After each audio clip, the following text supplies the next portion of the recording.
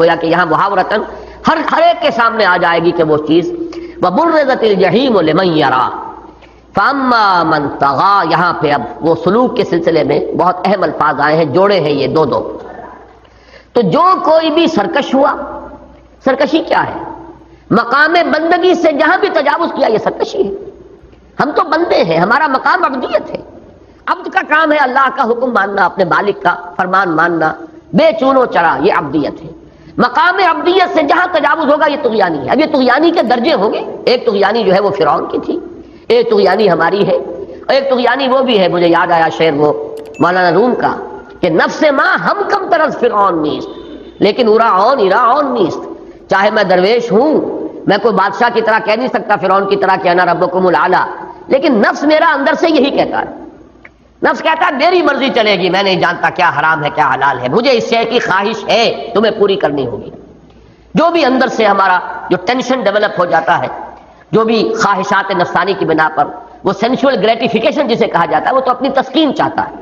تسکین ہوگی جب آپ کو اس کی جو خواہش ہے وہ پوری کرنی ہے، اسے اس سے غرض نہیں ہے کہ وہ حلال سے ہوئی ہے یا حرام سے ہوئی ہے۔ لیکن جہاں بھی کہیں اللہ کے حکم سے تجاوز ہوا یہی طغیانی ہے، یہی در حقیقت سرکشی ہے، مقام بندگی سے بلندتر ہونا۔ فَأَمَّا مَن طَغَىٰ وَآثَرَ الْحَيَاةَ الدُّنْيَا، یہ ہے عملی شکل اس کی۔ طغیانی یہ تو ایک نفس کی کیفیت ہے، اندر سے نفس ما ہم کم طرز فرعون نیست، اندر سے یہ طغیانی، یہ سرکشی ابھرتی ہے، لیکن اس کی شکل جو بنتی ہے دنیا میں ظاہری عمل کے اندر، وَآثَرَ الْحَيَاةَ الدُّنْيَا، اس نے دنیا کی زندگی کو ترجیح دی، آخرت پر، آخرت کو پیچھے کیا، بما قدم وأخر، آخرت کو پیچھے ڈالا، دنیا کو آگے کیا۔ چاہتا تو آخرت کو بھی ہے، لیکن اس کے لیے تو یہ ہے کہ تمنائیں ہیں، امانی ہے، اللہ بخش دے گا، اللہ بڑا غفور ہے، بڑا رحیم ہے، بڑا کریم ہے۔ 100 طرح کے لوگوں نے جو ہے اس کے لیے اپنے دل کو اطمینان دینے کے ذرائع جو ہے تلاش کر لیے ہیں، لیکن نتیجہ کیا نکلتا ہے؟ بل تؤثرون الحیاۃ الدنیا والآخرۃ خیر وابقیٰ، تم دنیا کی زندگی کو ترجیح دیتے ہو جبکہ آخرت بہتر بھی ہے اور باقی رہنے والی ہے۔ بس اسی میں اصل فیصلہ ہے، طرز عمل یہ ہے ہر معاملے میں کہ کس شے کو مقدم رکھا، کس کو مؤخر کیا، بما قدم واخر، کس چیز کو آگے کیا، کس چیز کو پیچھے کیا۔ تو یہ ہے اصل میں سارے فساد کی جڑ، طغیانی اندر سے نفس کی سرکشی، نفس اپنی خواہشات کے لیے زور لگاتا ہے، اندر سے ایک دباؤ ابھرتا ہے، ایک ٹینشن ڈیولپ ہوتا ہے، جو اپنی گریٹیفیکیشن چاہتا ہے، تسکین چاہتا ہے، اور جو دنیا کے اندر عمل میں جو اس کا نتیجہ نکلے گا وہ یہ کہ آخرت پیچھے، دنیا آگے۔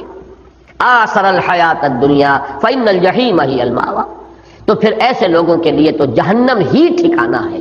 وہی ہے آوا یووی کے معنی پناہ دینا ہے، آوا یاوی یہ فعل مجرد ہوگا، ثلاثی مجرد، کسی چیز کی طرف پناہ حاصل کرنا، اور آوا یووی یہ باب افعال پناہ دینا، مأوا پناہ گاہ، پناہ کی جگہ، جہاں کوئی اپنے آپ کو بچانے کے لیے کہیں دوڑتا ہے، سر چھپانے کے لیے۔ فرمایا فإن الجحیم ہی المأویٰ، اس میں گویا کہ ایک طرح کا طنزیہ انداز بھی ہے کہ ٹھکانہ اور بچاؤ کی جگہ بھی صرف جہنم ہے، جیسے کہ سورہ حدید میں آیا ہے، اب یہی تمہاری مونس و غمخوار ہے، یہی آگ جو ہے، ہی مولاکم، اب یہی تمہاری رفیق دم ساتھ، اسی آگ سے دکھ درد جو کرنا ہے کرو، اور کوئی تمہارا ہمدرد بھی نہیں ہے یہاں۔ تو وہی بات یہاں بھی ہے، فإن الجحیم ہی المأویٰ وأما من خاف مقام ربہ، اور رہے وہ لوگ کہ جس نے اپنے رب کے سامنے کھڑے ہونے کا خوف رکھا، ڈرتا رہا، یہ جو اس سے پہلے بھی آ چکا ہے، فَإِذَا هُمْ قِيَامٌ يَنظُرُونَ، دیکھتے ہوں گے ہکا بکا کھڑے ہوئے ہوں گے، اور یہ یوم یقوم الناس لرب العالمین، جس دن کے لوگ کھڑے ہوں گے تمام جہانوں کے پروردگار کے سامنے، مالک کے سامنے۔ اور وہ بھی میں عرض کر چکا ہوں کہ لن تزولا قدم ابن آدم کے قدم وہاں سے ہل نہیں سکیں گے جب تک کہ 5 چیزوں کا حساب نہ لے لیا جائے۔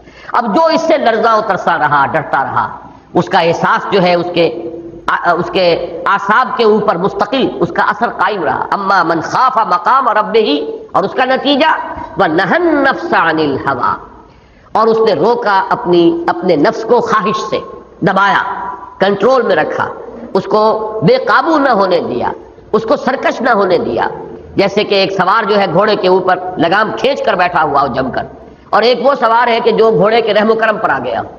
تو یہاں پر یہ کہ وہ خود ہی اس کی، یا اس کا جو وہ فیصلہ ہے کہ اسے اللہ کی بندگی ہی اختیار کرنی ہے، اس میں وہ اتنا قوی اور توانا ہو کہ وہ اپنے نفس کو قابو میں رکھے۔ نہى النفس عن الهوى، اور اس نے روکا اپنے نفس کو اپنی خواہش سے. فَإِنَّ الْجَنَّةَ هِيَ الْمَأْوَىٰ. اب یہ نفس کی خواہش اور اس کو روکنا، اس کے درجات میں بڑا فرق ہے، نوٹ کر لیجئے. اولین درجہ تو یہ ہوگا موٹے موٹے گناہ جو ہیں ان سے آدمی اپنے آپ کو بچا لے، کبائر سے بچا لے، جو صاف حرام چیزیں ہیں ان سے اپنے آپ کو بچا لے. جیسے جیسے آگے بڑھے گا معاملہ پھر انسان مشتبہات سے بھی بچے گا.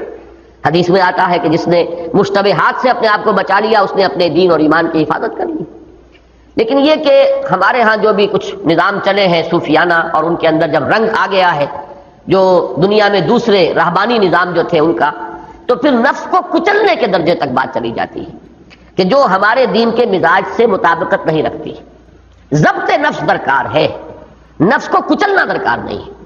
اس لیے کہ یہ نفس جو ہے یہ خود ایک حق رکھتا ہے انسان کے اوپر. وَإِنَّ لِنَفْسِكَ عَلَيْكَ حَقًّا وَإِنَّ لِزَوْجِكَ عَلَيْكَ حَقًّا وَإِنَّ لِزَوْرِكَ عَلَيْكَ حَقًّا. تو در حقیقت جس کو آپ کہتے ہیں سیلف اینیہیلیشن، نفس کشی جو ہے، یہ در حقیقت وہ خارجی جو دوسرے ہمارے لیے وہ ہمارا نظام نہیں ہے، وہ تصوف کے وہ نظام جو باہر سے آئے ہیں، وہ نفس کشی والے ہیں. خاص طور پر عیسائیوں کے ہاں جس قدر یہ نفس کشی کا معاملہ ہوا ہے، جس کو کہ سورہ حدید میں بھی خاص طور پہ اللہ تعالیٰ نے فرمایا فَمَا رَعَوْهَا حَقَّ رِعَایَتِهَا، اپنے اوپر بندشیں اور قدغنیں عائد کرتے چلے گئے، لیکن پھر یہ کہ اس کی پابندی نہیں کر سکے. اس لیے کہ آخر اللہ نے انسان کا جسم بنایا ہے، اس کے تقاضے ہیں، اس کے اندر جو بھی چیزیں داعیات رکھ دیے گئے ہیں. شریعت کے اندر یہ ہے کہ ان کا جائز حق جو ہے ان کو ادا کرو.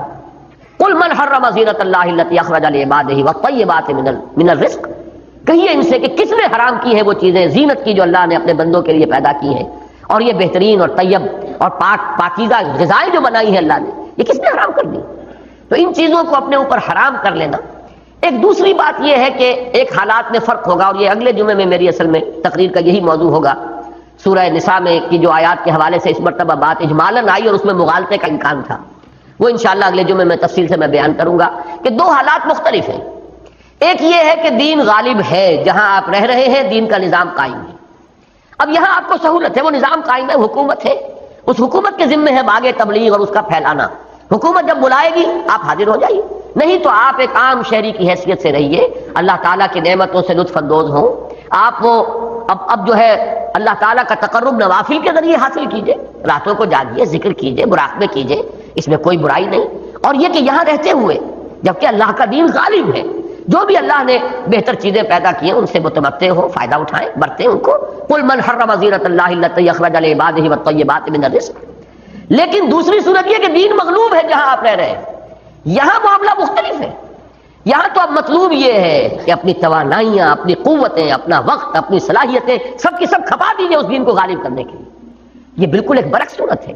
اصل میں جب تک یہ دونوں صورتیں علیحدہ علیحدہ سامنے نہ ہوں اس میں مغالطے پیدا ہو جاتے ہیں.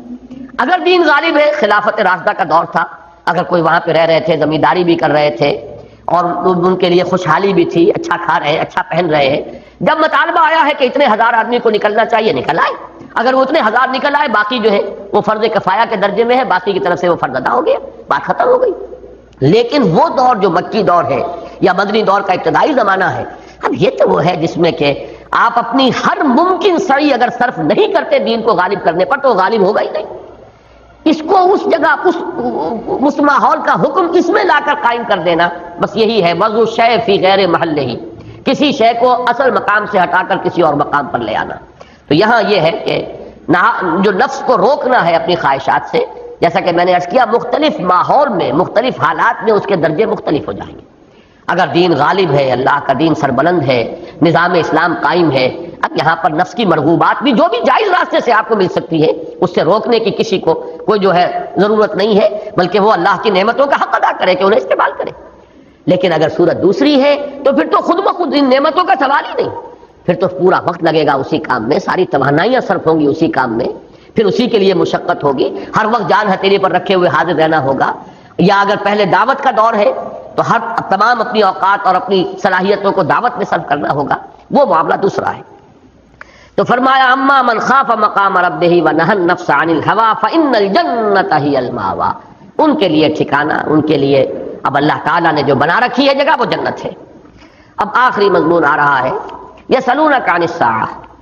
یہ پوچھتے ہیں آپ سے قیامت کے بارے میں، اور قیامت کے بارے میں کیا پوچھتے ہیں؟ ایان مرساہا، کب ہوگا اس کا لنگر انداز ہونا. یہ ارساہا آیا تھا اسی صورت میں، اور اسی سے یہ لفظ بنا ہے مرساہا، وہ وقت جب کہ وہ لنگر انداز ہو جائے. یہ جہاز کب آ کر ساحل سے لگے گا؟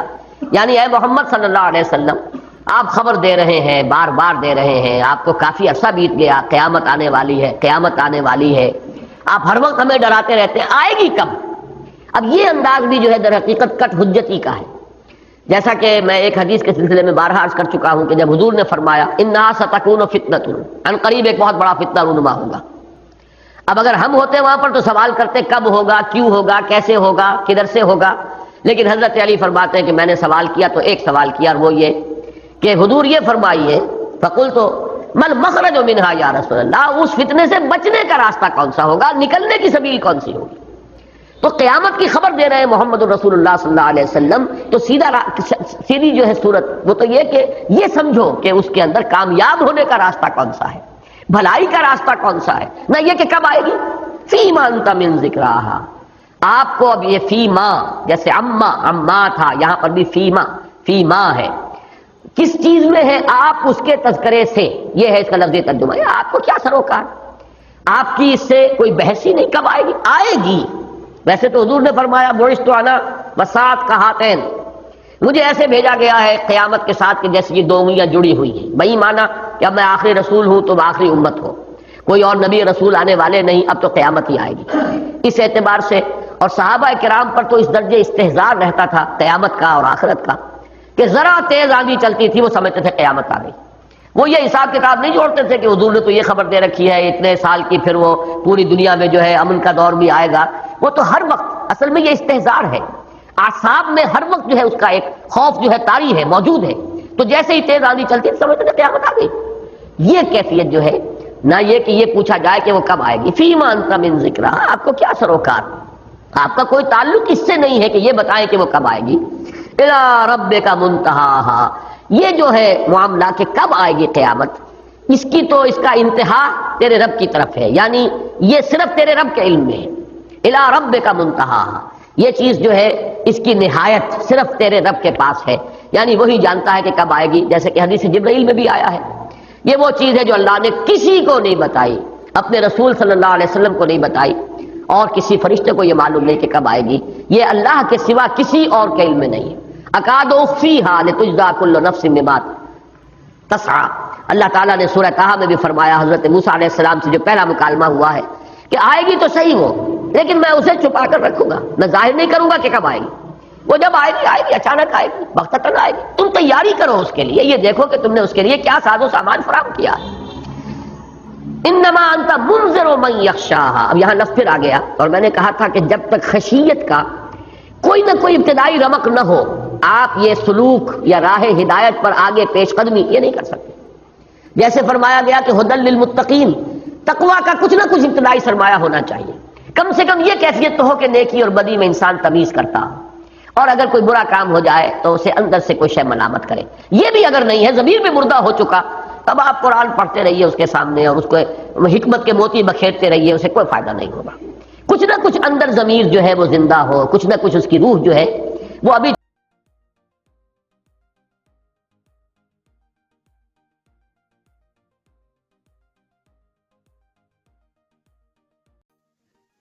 تو میں نے سورہ اعراف کی آیت تلاوت کی ہے. اس میں اللہ تعالیٰ حضرت نوح علیہ السلام کا ذکر کر رہے ہیں کہ جب انہوں نے اپنی قوم کے سامنے اپنی دعوت رکھی اور اللہ کی طرف بلایا، اللہ کی بندگی کی طرف اور توحید کی طرف، تو ان کی قوم نے کہا کہ اے نوح، ہمیں تو معلوم ہوتا ہے کہ تم پر کوئی دیوانگی طاری ہو، کوئی مخبوط الحواس ہو گئے ہو، تم یہ کیا باتیں تم کر رہے ہو، یہ ہماری سمجھ میں نہیں آتا.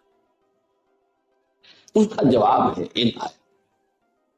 قال یا قوم لیس بی ضلالۃ، انہوں نے کہا میری قوم کے لوگوں، مجھے کوئی خبط نہیں لاحق ہوا ہے، میں کوئی دیوانہ نہیں ہوا ہوں، میں کوئی پاگل نہیں ہوا ہوں، ولکنی رسول رب العالمین، بلکہ میں تو تمام جہانوں کے پروردگار کا ایلچی ہوں، پیغامبر. ابلغکم رسالات ربی، اور میں تمہیں اپنے رب کے پیغامات پہنچا رہا ہوں. جو کچھ کہہ رہا ہوں اپنی طرف سے نہیں کہہ رہا، بلکہ ان هو الا وحی یوحی، یہ وحی ہے اللہ کی جو میری طرف آئی ہے اور میں تمہیں پہنچا رہا ہوں۔ وانصح لکم، اور میں تمہارا خیر خواہ، تمہارے ساتھ وفاداری کا حق ادا کر رہا ہوں، تمہاری خیر خواہی کا حق ادا کر رہا ہوں۔ وَأَعْلَمُ مِنَ اللَّهِ مَا لَا تَعْلَمُونَ، اور مجھے اللہ کی طرف سے وہ علم حاصل ہوا جو تم نہیں جانتے، یعنی تم نے اگر میری بات کو رد کر دیا تو جو شامت تمہاری آنے والی ہے وہ مجھے معلوم ہے، تو میں اس سے بچانے کی ہر ممکن کوشش تمہیں کر رہا ہوں کہ کسی طرح تم اپنی روش کو بدلو اور اللہ کی رحمت کو دعوت دو بجائے اس کے آثار۔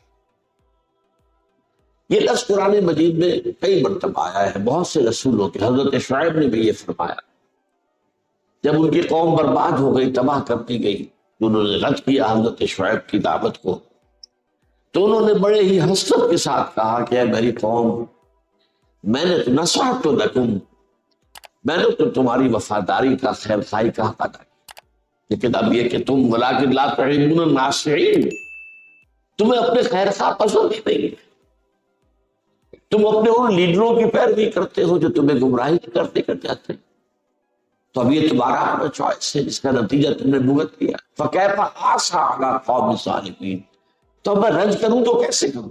یہ انتہائی رنج والا جملہ ہے کہ رنج ہو رہا ہے، لیکن یہ کہ رنج میرا جو ہے اب وہ کس بات پر ہے؟ اصل میں تو یہ تمہارے اپنے کرتوت ہیں جن کا نتیجہ تمہارے اوپر وارد ہوا ہے۔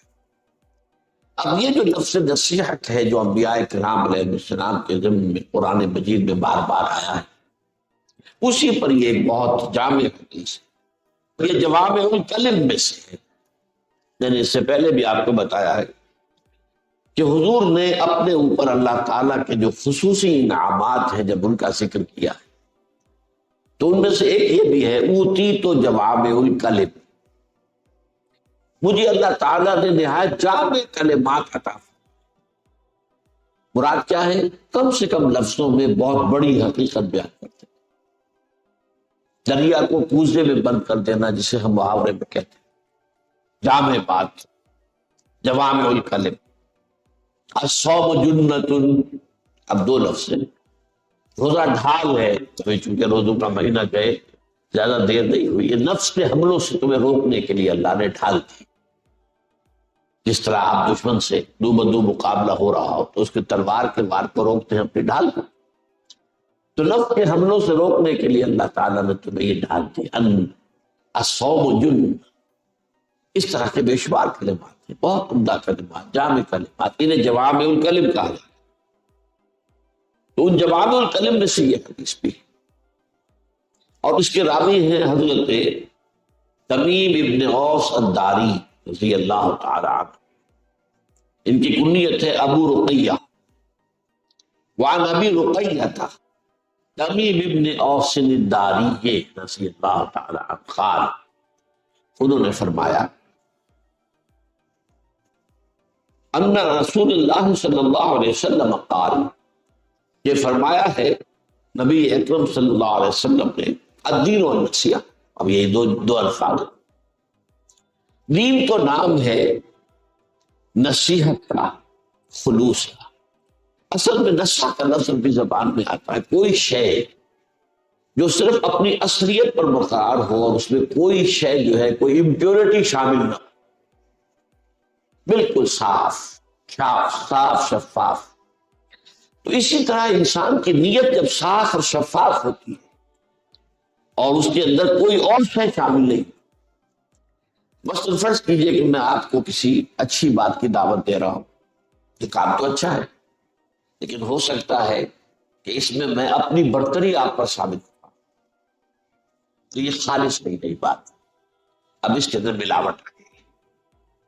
خلوص وہ ہوگا کہ آپ اس کی صرف خیر خواہی آپ کو بتائیں، یہ نہیں کہ اپنے علم کا روب گاٹنا ہو، یا اپنے تقوی کا اشتہار دینا ہو، یا اپنے نفس کو مطمئن کرنا ہو کہ یہ مجھ سے کمتر ہے، میں اس سے بہتر ہوں۔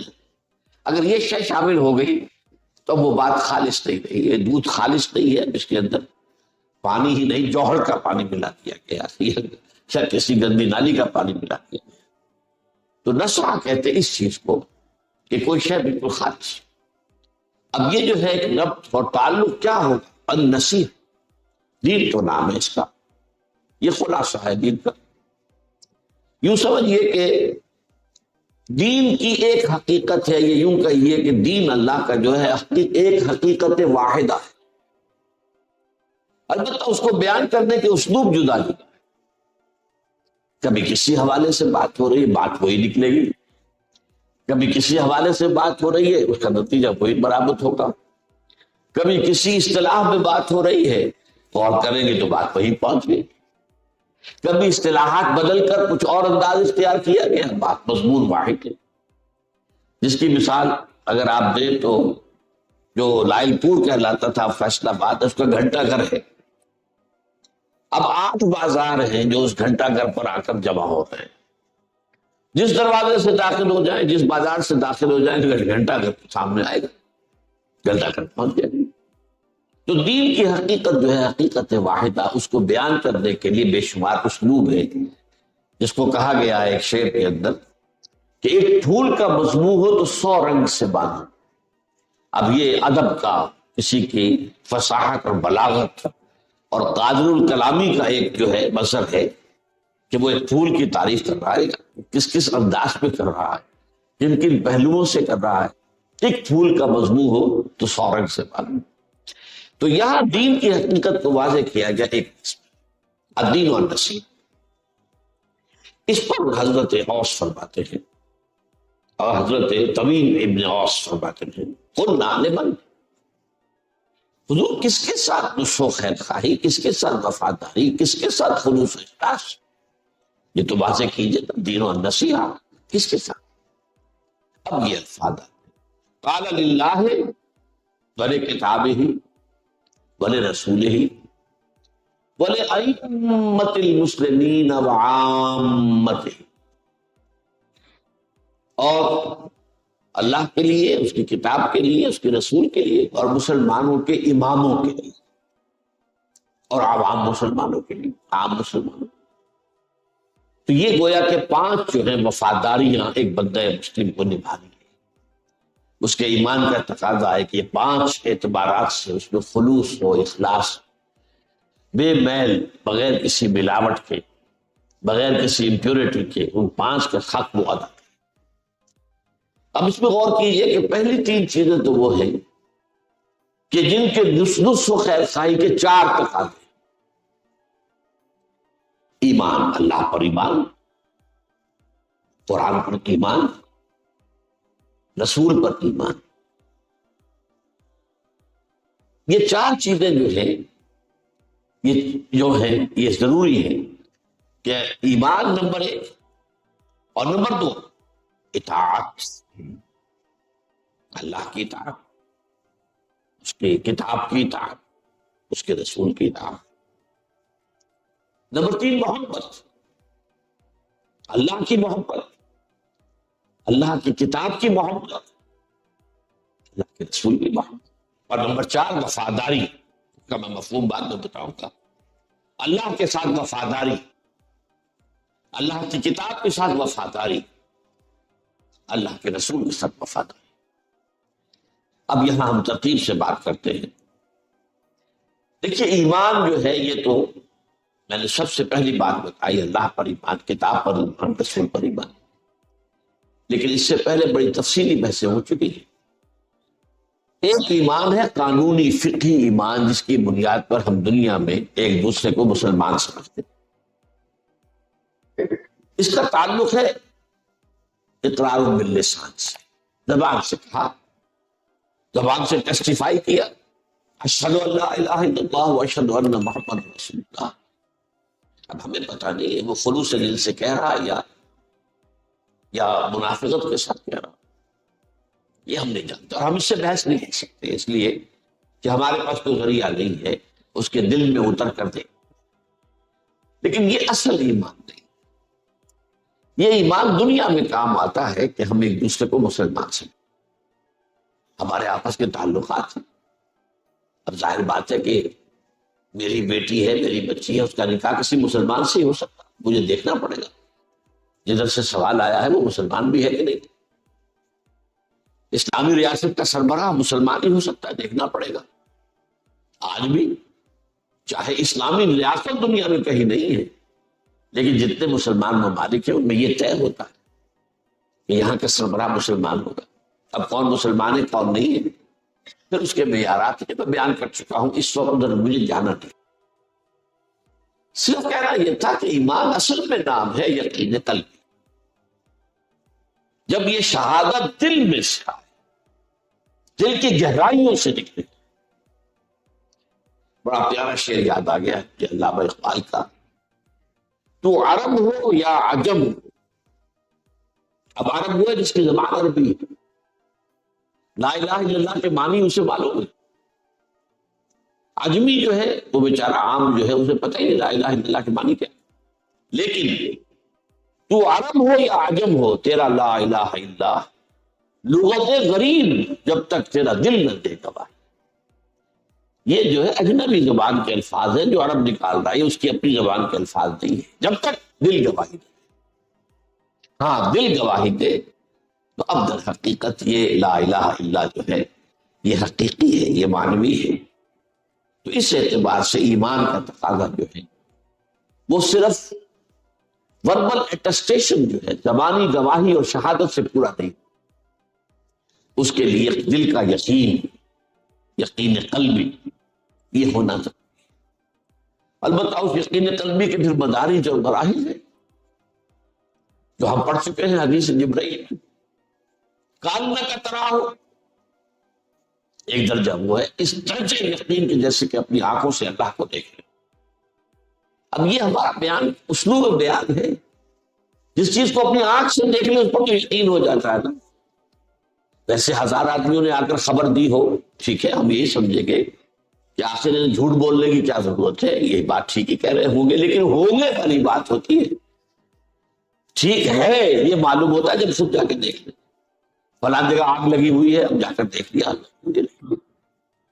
تو وہ یقین کے جو بچشم سر مشاہدہ کرنے سے پیدا ہوتا ہے، وہ یقین پیدا ہوتا ہے انسان اللہ پر، آخرت پر، بعث بعد الموت پر، وحی پر، فرشتوں پر، جنت پر، دوزخ پر، رسولوں پر، نبیوں پر، کتابوں پر، یہ یقین پیدا ہوتا ہے۔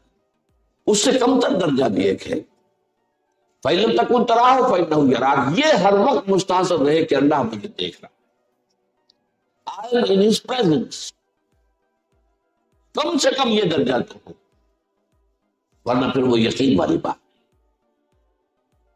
ویسے یقین کی جو گہرائی ہے اس کا ہم کوئی اندازہ نہیں کر سکتے۔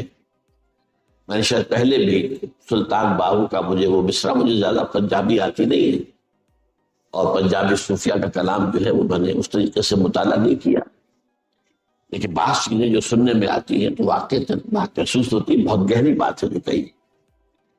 دل دریا سمندروں ڈونگے، کون دلا دیا جانے ہوں، یہ دلوں کا آپ ناپ نہیں سکتے کہ یہ کتنا نیچے ہے، اس کی وجہ کیا؟ یہ مسکن ہے روح کا، اور روح کی گہرائی کو آپ جان نہیں سکتے، روح کا تعلق ذات باری۔ یہ سلون کانی روح، پورے روح من امر ربی، وما اوتیتم من العلم الا قلیلا، تمہیں تو علم بہت کم ملا ہے، تم نہیں جان سکتے۔ روح کی حقیقت کیا سمجھو گے؟ اللہ کی ذات کی حقیقت کیا سمجھو گے؟ اللہ کی صفات کو سمجھنے کی کوشش کرو بس۔ اللہ کی آیات و نشانیوں سے اللہ کی ذات کے بارے میں تو روک دیا گیا، سوچو بھی مت، تمہارے ماورا ہے، تکلیف مالا یطاق ہے، اپنے دماغ کو خاصا آپ ایک ایسی بات میں ڈال رہے جس کی اس کے اندر طاقت ہی نہیں۔ اس حوالے سے ایمان جو ہے اللہ پر، رسول پر اور کتاب پر، وہ یقین والا ایمان۔ اب ظاہر بات یہ جب اس کے بعد آتا ہے تقاضا اطاعت، اللہ کا حکم مانو، رسول کا، کتاب کا، اور تیسرا محبت، صرف اطاعت نہیں، صرف اطاعت تو مجبوراً بھی ہوتی ہے۔ ہم انگریزوں کے مطیع سے کیا کریں، غلام تھے، آئے تھے، انہوں نے فتح کر لیا تھا۔ بنی اسرائیل فرعون کے غلام تھے، آل فرعون کے، آل یعقوب کہہ لیجیے نا، کیونکہ بنی اسرائیل کون تھے؟ آل یعقوب تھے، یعقوب کی نسل، غلام۔ وہ ہے مجبوری نہیں، لیکن محبت کے ساتھ اطاعت، اللہ کی اطاعت محبت کے ساتھ، رسول کی اطاعت محبت کے ساتھ۔ اور اس میں بڑا عجیب ہے، یہ اصطلاحات کا معاملہ ہے جس کو سمجھنا چاہیے۔ اللہ کی ذات کے ساتھ اطاعت اور محبت جمع ہو جائے تو اس کا نام ہے عبادت، اور یہ ہمارا مقصد تخلیق ہے، وما خلقت الجن والانس الا ليعبدون۔ اس پر تفصیلی گفتگو میں کر چکا ہوں، یہ درس حدیث سے متصل قبل جو میرے خطبات کہا ہوئے ہیں۔ یہ عبادت جو ہے ہمہ تن، ہمہ وقت، ہمہ جہد اطاعت کلی، یہ پارٹ ٹائم نہیں، یہ پارشل نہیں، یہ چوائس پر نہیں، ہمہ تن، ہمہ وقت، ہمہ جہد اطاعت کلی، انتہائی محبت کے ساتھ، تب وہ عبادت کا حق۔ اس میں یہ بحث بھی میں کر چکا ہوں، ہاں اس میں بربنایت طبع بشری، کبھی پاؤں پھسل جائے گا، کبھی غلطی ہو گئی، کبھی غلط ماحول میں رہے، اس کے اثرات جو ہے پڑ گئے تو غلط کام آپ سے بھی سرزد ہو گئے، کبھی اندر سے نفس امارہ کا کوئی ابال آیا، طوفان آیا، اور آپ کی خودی جو ہے ہولڈ نہیں کر سکی اپنے آپ کو اور آپ بہ گئے۔ لیکن اس کے فوراً بعد اس کیفیت سے نکلتے ہیں اگر انسان کی طبیعت کے اندر پشیمانی پیدا ہو گئی، یہ میں کیا کر بیٹھا، یہ مجھ سے کیا، یہ مجھ سے غلطی ہو گئی، اور فوراً اللہ کی طرف رجوع کرے اور استغفار کرے، اللہ معاف کر دیتا، لاکھوں بار کرو اور معاف، اللہ تعالیٰ کی معافی کا دروازہ کھلا۔ یہ درگاہ ماں درگاہ نومیدی نیست، یہ میری درگاہ جو ہے نا امیدی والی نہیں ہے۔ 100 بار اگر توبہ شکستی، بس اگر 100 مرتبہ پہلے توبہ توڑ چکے ہو تو پھر آؤ، پھر توبہ کرو، توبہ کا دروازہ بند ہوتا، معلوم یغر غر، جب تک کہ موت کے آثار شروع، اور جس کو ہم کہتے ہیں گھنگرو گلے میں بولنے لگے، اس وقت تک موت کا دروازہ، توبہ کا دروازہ کھلا۔ اگر یہ نہیں کرتے تو ایک گناہ پر بھی اگر آپ نے ڈیرا لگا لیا، جم گئے اسی میں، تو وہ پھر خلود فی النار کے لیے کافی ہے، یہ میں پہلے بیان کر چکا ہوں۔ تو عبادت ہو جاتی ہے، اب لفظ دو ہے، ایک اطاعت محبت اللہ کے لیے ہے تو کیا بنا عبادت، رسول کے لیے یہی دونوں چیزیں آتی ہیں تو کیا بنے گا اتباع، رسول کی عبادت نہیں ہے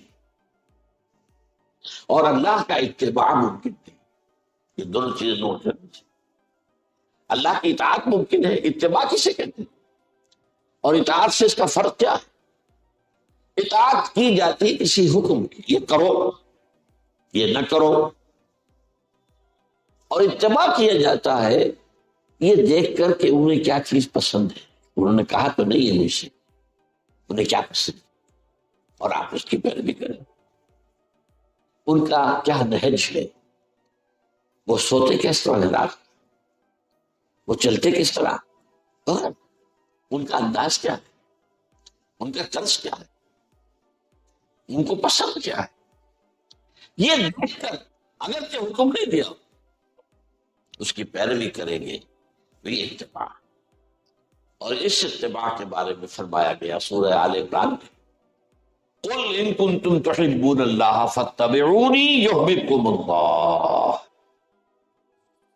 اے نبی ان سے کہہ دیجئے اگر تم اللہ سے محبت کرتے ہو تو میری پیروی کرو، اتباع کرو، اللہ تم سے محبت کرنے لگے۔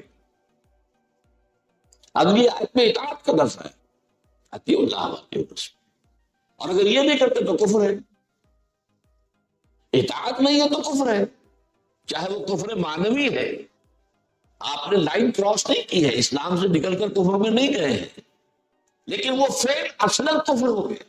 من ترک الصلاۃ متعمدا فقد کفر، جس نے نماز جان بوجھ کر چھوڑ دی اس نے کفر کیا، یہ فعل کافرانہ ہے، اس میں کفر ہے، وہ مضمر ہے کفر، البتہ آپ اسے کافر نہیں کہیں گے جب تک کہ وہ لائن کراس نہ کرے، اس کے لیے لائن کھینچے۔ تو اللہ کے لیے اطاعت جمع محبت عبادت کرتی، اور رسول کے لیے اطاعت جمع محبت اتباع بن گیا۔ ایک بات اور نوٹ کیجیے، جب ایمان کا ذکر آئے گا، اطاعت کا ذکر آئے گا، تو اللہ کے فوراً بعد رسول۔ یہاں ہم دیکھ رہے ہیں کہ اللہ کے بعد کتاب پہلے پھر رسول۔ یہ ترتیب بھی بلا حکمت نہیں ہوتی، اس میں حکمت ہے۔ ایمان اللہ اور رسول، آمنوا باللہ و رسولہ، اطیعوا اللہ و رسولہ۔ یہاں کتاب آ گئی، اس کی وجہ کیا ہے؟ کتاب کی اطاعت اللہ کی اطاعت کے اندر آ گئی، لہذا اس کو وہاں پر دہرانے کی ضرورت ہی نہیں۔ کتاب کی اطاعت اللہ کی اطاعت، اللہ کا کلام، اس حوالے سے گویا کہ وہاں پر اس کی ضرورت نہیں ہے، لیکن یہاں اس کی ضرورت ہے، وہ میں بھی آپ کو بتا دوں۔ اچھا، اللہ اس کے رسول اور کتاب کے ساتھ وفاداری کا تقاضا کیا ہے؟ میں نے گنوائی تھی نا چار چیز، ایمان، اطاعت، محبت اور وفاداری۔ وفاداری کیا ہے؟ وفاداری یہ ہے کہ آپ نے خود تو اللہ کے احکام پر عمل کیا، اطاعت کا تقاضا پورا ہو گیا۔ اللہ کے خلاف بغاوت ہے، اس کو فروغ کرنے کے لیے آپ میدان میں نہیں ہیں، تو وفاداری کہاں رہی؟ غداروں کی قیادت حکومت تسلیم کی تھی، وفاداری کہاں رہی؟ جو غدار کا ساتھی ہے غدار۔ یہ بش نے جو الفاظ کہے تھے، you are with us or against us, there is no grey area in between, یا ہمارے ساتھ ہو یا ہمارے دشمن، درمیانی کوئی شے نہیں۔ اگر ہمارا ساتھ نہیں دو گے افغانستان میں تو پھر ہماری دشمنی کے لیے تیار ہو جائے۔ It was a big challenge. ہمارا کمانڈو پریزیڈنٹ جو ہے وہ کہاں گیا؟ اسی کے اللہ پر یقین ہے نہیں، نہ اللہ کے ساتھ وفاداری ہے۔ جب ہم اللہ کے ساتھ وفادار نہیں، اللہ ہماری مدد کیوں کرے گا؟ وہ تو فرماتا ہے ان تنصروا اللہ ینصرکم، اگر تم اللہ کی مدد کرو گے تو اللہ تمہاری مدد کرے گا۔ یہ نہیں کہ تم نے تو رخ پھیرا ہوا کسی اور کی طرف، اس کے دشمنوں کے ساتھ دوستی ہے تمہاری، اور اللہ تمہاری چاکری میں لگا رہے گا معاذ اللہ۔ تو جب اللہ پر بھروسہ نہیں تو مجھ سے تو ڈرنا ہی ڈرنا ہے، اس اعتبار سے۔ لیکن یہی بات مجھے حال ہی میں معلوم ہے کہ اصل میں یہ بش کے الفاظ نہیں، یہ حضرت مسیح کے الفاظ۔ He who is not with me is against me، یہ بائبل کے، یہ مجھے پہلے معلوم نہیں تھا کہ بات صحیح ہے۔ تو اللہ کا معاملہ بھی کیا، یا میرے ساتھ ہو یا میرے خلاف، درمیان میں کوئی بات نہیں۔ اگر میرے وفادار ہو تو پھر میرے باغیوں کے خلاف تمہارا اعلان جنگ ہونا چاہیے۔ تعاون کیسا، چاچی کیسی، ان کو تقویت دینا چاہیے، مانی دارت، پھر تو تم انہیں میں سے ہو۔ یہ وفاداری کا تقاضا کٹھن ہے، اور اس وفاداری کے بغیر عبادت کا تقاضا پورا نہیں ہوتا۔ عبادت میں نے کہا ہمتن ہم وقت ہما جہت اللہ کی اطاعت، جب نظام کافرانہ ہے تو آپ کی اطاعت مکمل ہو ہی نہیں سکتی۔ آپ کی زندگی کا جو اجتماعی پہلو ہے وہ تو طاغوت کے تحت ہے، اطاعت کامیابی ہوئی۔ تو میں نے سمجھانے کے لیے کہا کہ عبادت کا معاملہ اطاعت سے ہوگا، لیکن وہ اطاعت جو ہے آپ کسی باطل نظام کے تحت رہتے ہوئے کلی اطاعت نہیں کر سکتے، جتنی کر سکتے ہو وہ بھی نہیں کرتے تو آپ مجرم۔ لیکن یہ کہ جو نہیں کر سکتے اس کا میں نے بارہا بیان کیا، کفارہ یہ ہے کہ اس نظام کو بدلنے کی جد و جہد کرو، تن من دھن اس کے لیے لگاؤ۔ یہ اللہ کے ساتھ وفاداری کا تقاضا، نہیں کرتے۔ البتہ اس کے پھر درجے سے وہ جو حدیثیں ہم نے پڑھی ہیں بار بار، من رعا منکم منکرا فلیغیرہ بیدہ فإن لم یستطع فبلسانہ فإن لم یستطع فبقلبہ وذلک اضعف الایمان۔ اب سب سے بڑا منکر ہے طاغوت کا نظام۔ یہ کسی نے چھوٹی سی چیز چوری کر لی، ٹھیک ہے، برا کام ہے، جرم ہے، یہ نظام کیا ہوا باغیان اللہ کی بغاوت پر مشتمل سیکولرزم. ہم کسی آسمانی ہدایت کو نہیں مانتے, کسی آسمانی قانون کو نہیں مانتے. ہم تو خود حاکم ہیں. پاپولر ساورنٹی کی بنیاد پر ڈیموکریسی چلے گی اور ہم خود طے کریں گے کیا کرنا ہے کیا نہیں کرنا, کیا جائز ہے کیا ناجائز ہے. ہم چاہیں گے ہم جنس پرستی کو جائز قرار دے دیں, ہم چاہیں گے تو زنا کو کوئی گناہ یا جرم قرار دیں گے, نہیں چاہیں گے تو نہیں ہوگا. چنانچہ مغرب میں زنا کوئی جرم نہیں ہے, قتل کوئی جرم نہیں, زنا بالرضا کوئی جرم نہیں. ہاں اگر نابالغ لڑکی سے کیا ہے تو جرم ہو جائے گا, اگر بالجبر کیا ہے, اگر اس کی رضامندی سے کیا ہے تو فی نفس ہی جو نفس سے زنا ہے وہ کو نہ گناہ ہے نہ جرم ہے. انہوں نے اپنا قانون بنایا جیسا بنایا. ہم جنس شادیاں بنائیں گے قانون, سارا نظام سود پر چلے گا چلے گا. اور یہاں لاٹریاں ہوں گی, ملینز کی لاٹریاں ہوں گی, جوئے ہوں گے, ہوگا چلے گا. پروسٹیچیوشن ہوگی, ہم لائسنس ایشو کریں گے.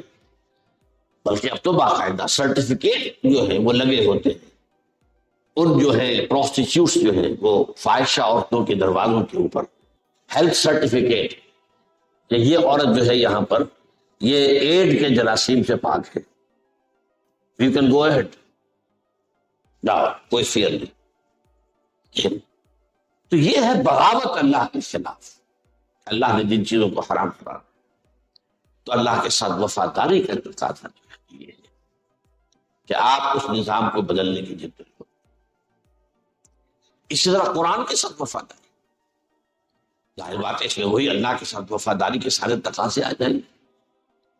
اس کی ہلکی سی بات یہ ہے کہ قرآن کی اگر توہین کی جائے تو آپ کو شدید صدمہ. ہاں وہ جو میں بات کہہ رہا تھا 3 درجے, اس منکر کے خلاف باطل نظام کے خلاف شدید نفس بھی اگر نہیں ہے تو ایمان نہیں. دل سے نفرت,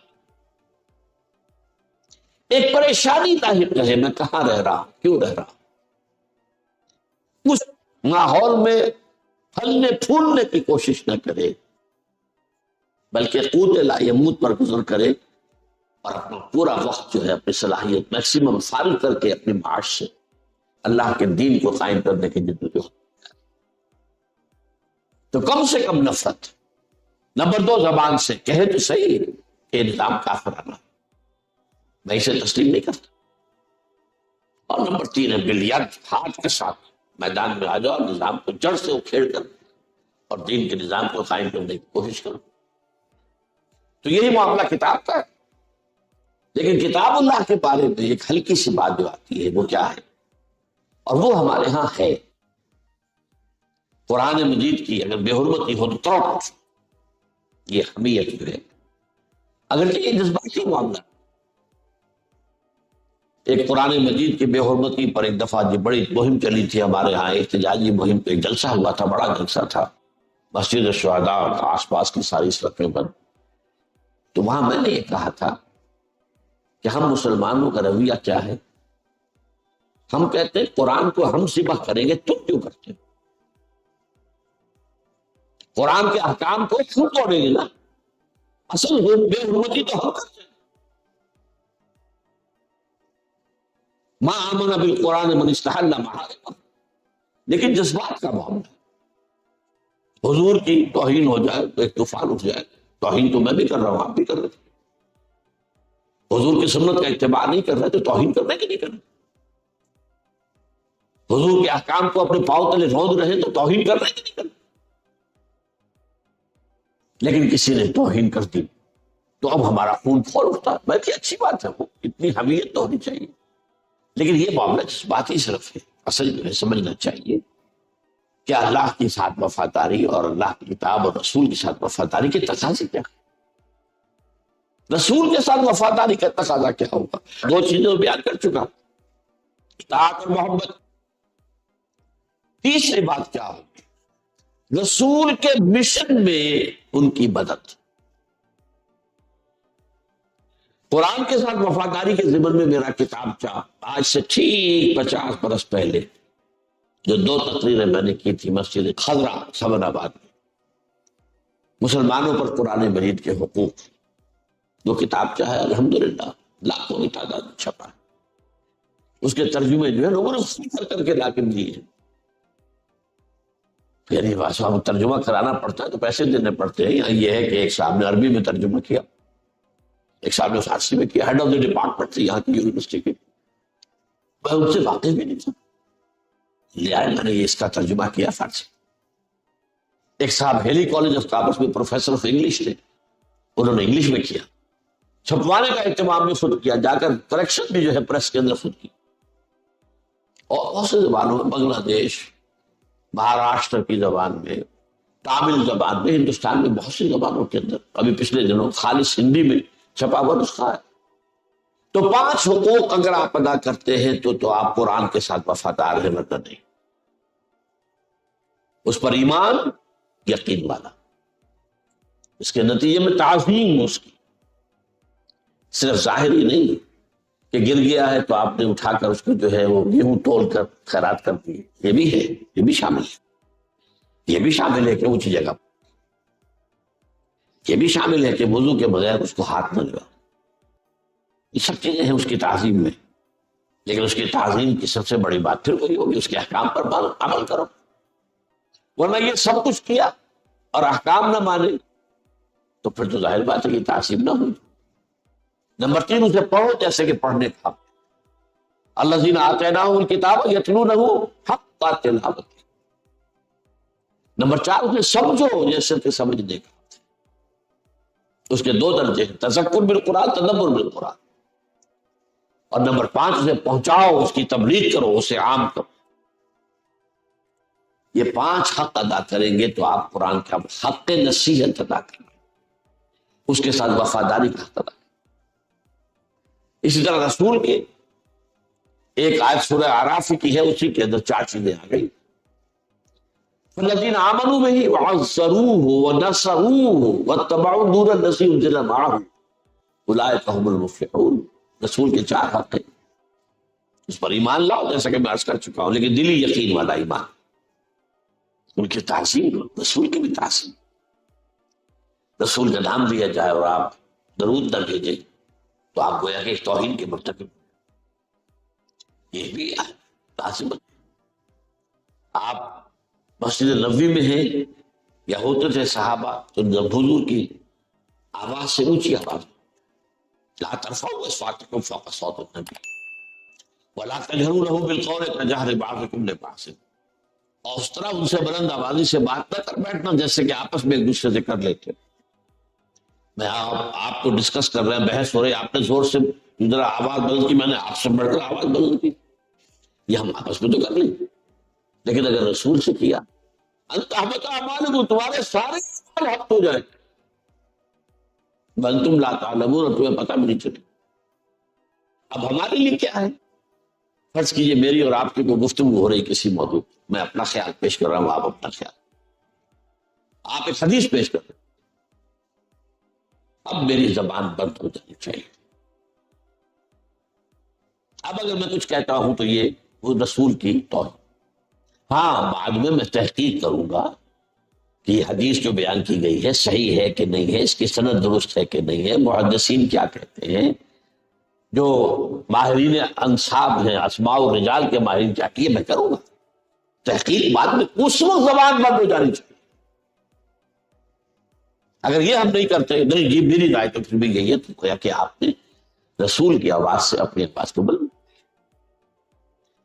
تو فرمایا فالذین آمنوا بہ وعزروہ ونصروہ واتبعوا النور الذی انزل معہ، اور اتباع کیا اس نور کا، ونصروہ اس کی نصرت کی، مدد کی۔ وہ مدد کس کام ہے؟ ذرا غور کیجئے، حضور انتہائی غیور انسان تھے، آپ نے کبھی کسی سے سوال نہیں کی۔ میرے تو آنکھوں میں ہمیشہ آنسو آ جاتے ہیں جب میں وہ واقعہ بیان کرتا ہوں کہ جب ہجرت کا حکم تو آ گیا تھا لیکن حضور کو ابھی ایکسپریس پرمیشن نہیں آئی تھی، اور رسول نہیں ہل سکتا اپنی جگہ سے جب تک کہ ایکسپریس پرمیشن نہ آ جائے، لیکن کن گو حضرت یونس سے غلطی ہوئی تھی، اسی لیے ان کی سزا ہوئی، پکڑ ہوئی، تو حضرت ابوبکر نے اپنے طور پر 2 اونٹنیاں خوب کھلا پلا کے تیار کی ہوئی ہیں، فرما ہوئی ہیں، تاکہ یہ راستے میں انہیں غذا کی ضرورت ہی پیش نہ آئے، ان کے جسم کے اندر انرجی سٹور ہو، اور اونٹ میں ہوتا ہے یہ۔ اب ایک دن اچانک دوپہر کے وقت حضور اپنا چہرہ مبارک جو ہے لپیٹے ہوئے اپنے امامے میں اور آئے، دور سے دیکھا گھر والوں نے حضور آ رہے ہیں، اور حیرانی ہوئی کہ یہ وقت تو آنے کا نہیں ہے عام طور پر عرب میں، ظہر عصر کے درمیان کسی کو وزٹ کرنا یہ وہاں کے آداب کے خلاف، یہ قیلولے کا وقت، بازار بھی بند ہو جاتے۔ خیر حضور تشریف لائے، فرمایا کہ ابوبکر اجازت آ گئی ہے۔ اب بہت خوشی میں سمجھتے تھے کہ اب مجھے حضور شاباش دیں۔ حضرت ابوبکر نے عرض کیا کہ حضور میں نے دو اونٹیاں تیار کر رکھی، آپ نے توقف ذرا سا کیا، اچھا ٹھیک ہے میں ایک استعمال کروں گا لیکن قیمت ادا کر۔ حضرت ابوبکر رو پڑے کہ حضور میرے ساتھ یہ بغا، اپنا سارا اثاثہ حضور پر لٹا دیا تھا، جو بچا کھچا تھا وہ ساتھ لے گئے، گھر میں ایک پیسہ نہیں چھوڑا، حالانکہ پیچھے بیٹیاں تھی، بیوی تھی، باپ تھا بوڑھا تھا، ابو قحافہ نہیں چھوڑا۔ ایک اشارہ کیا حضور نے حضرت عائشہ کی کہ مجھ سے شادی کر، تو ایک جملہ کیا، وہ تو آپ کی بھتیجی ہے، میں آپ کا بھائی ہوں، دینی بھائی۔ فرمائے دینی اخوت اور ہے، وہ قانونی و شرعی اخوت کا معاملہ رہتا ہے۔ 6 سال کی عمر تھی، وداعی بات نہیں ہوئی لیکن نکاح تو ہو گیا نا 6 سال کی عمر، وداعی 9 سال کی عمر میں تھی۔ تو بہرحال حضور بہت غیور تھے، اپنی ذاتی کسی بات کے لیے آپ نے کبھی کسی سے کوئی سوال نہیں۔ سوال کرتا تو یہ تھا کہ اللہ نے میرے ذمے بہت بڑا بوجھ ڈالا ہے کہ میں اس کے دین کو غالب کروں، میرا ساتھ دو۔ اس کے لیے آپ سائل بن کر کے در در گئے، لوگوں سے جا کر ملے، سرداروں سے جا کر ملے، قبیلوں کے جو ہیں سردھرے لوگ تھے ان سے جا کر میرا ساتھ دو۔ تو وَنَصَرُوهُ وَاتَّبَعُوا النُّورَ الَّذِي أُنزِلَ مَعَهُ، اور چوتھی بات یہ کہ جو نور نازل کیا گیا آپ کے ساتھ یعنی قرآن، اس کی پیروی کریں، اولئک هم المفلحون، وہی ہوں گے فلاح پانے والے۔ اللہم ربنا اجعلنا منهم، اللہم ربنا اجعلنا منهم، اللہم ربنا اجعلنا منهم۔ اقول قولی ھذا واستغفر اللہ لی ولکم ولسائر المسلمین والمسلمات۔